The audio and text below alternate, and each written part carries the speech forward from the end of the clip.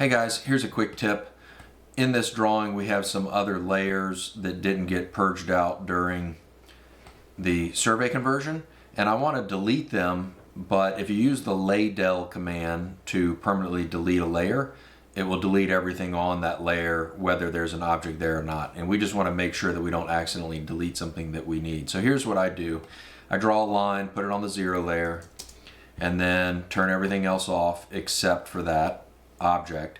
Then I go back in and turn on these layers that I want to get rid of just to see if there's anything else on those layers.